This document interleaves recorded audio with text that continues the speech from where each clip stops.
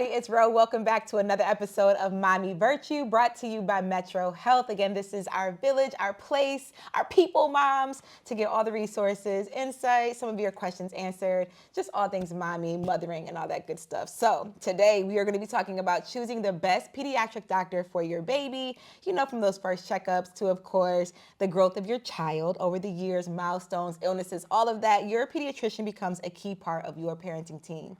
But with so many options and providers, it can feel a little bit overwhelming to know where to start. So in today's episode, we're going to talk to MetroHealth pediatrician, Dr. Lynn Milliner, on how expecting parents can choose their best pediatric provider for their baby and their family. So let's jump right into it. Welcome. Thank you for coming. Thank you for having me. I'm great today. Thanks. Good. Okay, so what types of children's health providers are here and available at MetroHealth? So there's a general pediatrician that just deals with babies, usually from birth all the way up through college. Okay. And there's family medicine that does birth and all the way through geriatrics, so they can treat the whole family. And there's internal medicine and peds, which is sort of a little less than the family that does geriatrics, but they do babies through adulthood.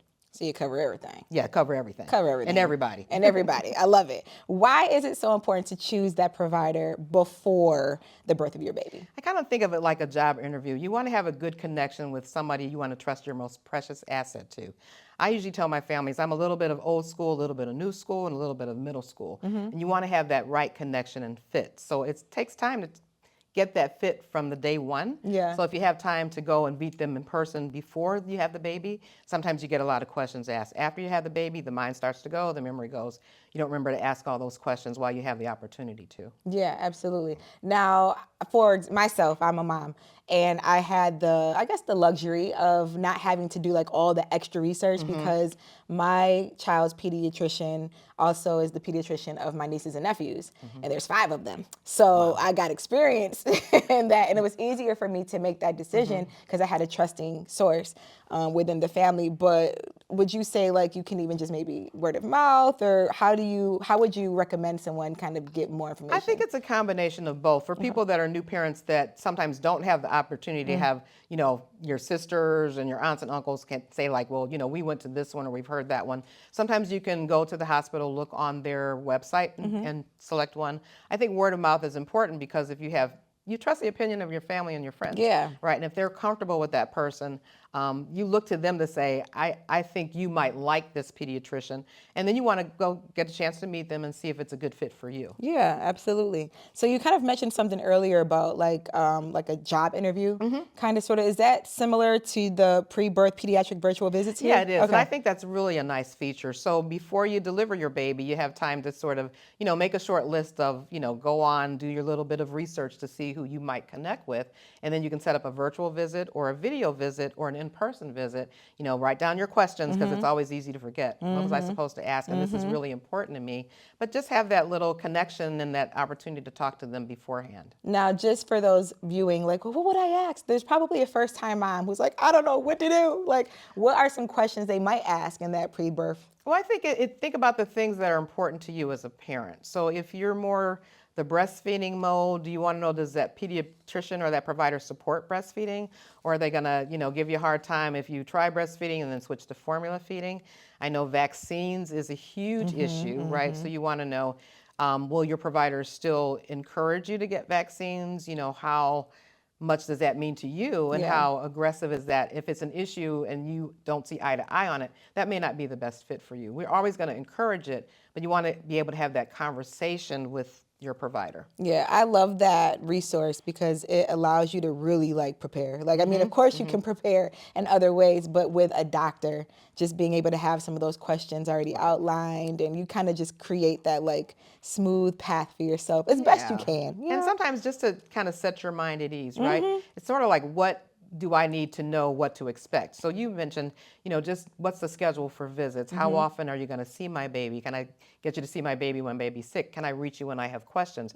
Because new parents have a lot of questions. Whether you're a new parent, your first time, or your 5th time, you forget a lot, right? Yeah. So you want to be able to ask questions and feel free to ask questions. If your provider doesn't hear your concerns, listen to or address your concerns, then that's also not good for you. Yeah, it's a red flag. I mean, it builds that trust because ultimately does. that doctor becomes a part of your family. For a very long time. Yeah, a very long Really time. long time. For real, 18 years. Oh right? yeah, and some of them look so very sad when you're like, okay, you have to go to the adult side now. Right, They're really right. not happy about like, can I stay with my pediatrician for life? I'm like, I'm sorry, no. There's a reason why we chose pediatrics, right?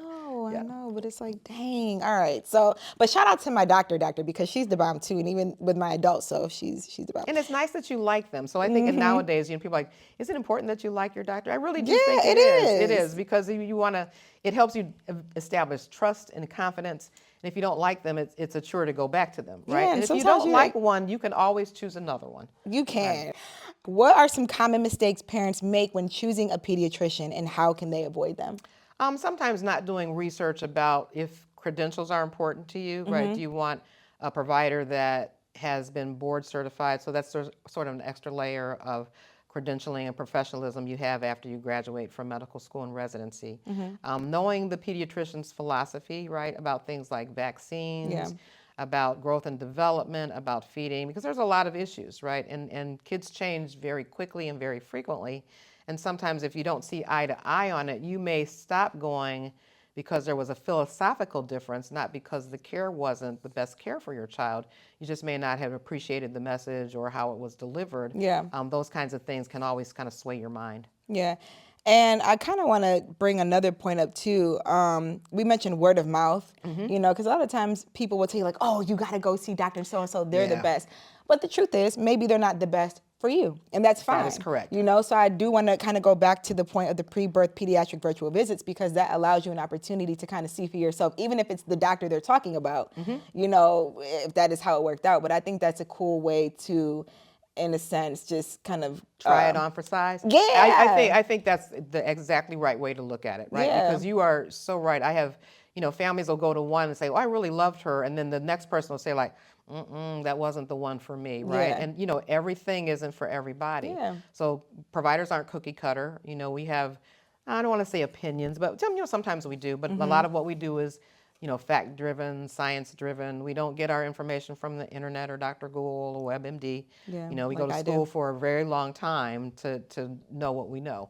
Sometimes it's important for families to go to a pediatrician who's also had children.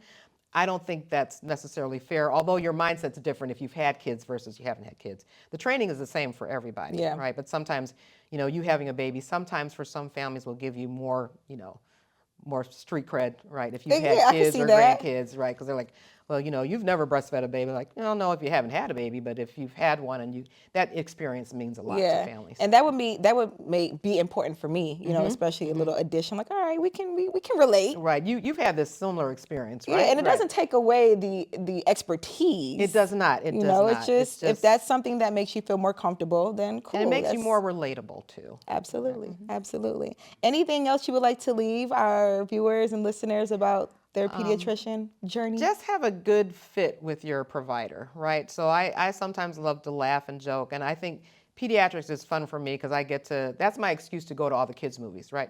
So I see kids movies because my patients see kids movies, right? So you want to have fun, but it's also serious. And you want to trust that if there's something wrong, your pediatrician or your provider can tell you, right? Because most visits are great. They're gaining, they're growing, we're all happy. And I usually tell families, worry when your pediatrician worries. It's not that we don't think that your child is as sick as you think they are, but it's really important if your pediatrician is really concerned about how your child's doing, that they're comfortable enough to tell you, and you're in the right place to hear that information. I love that. The MetroHealth team cannot wait to meet you and be a part of this special chapter in your life.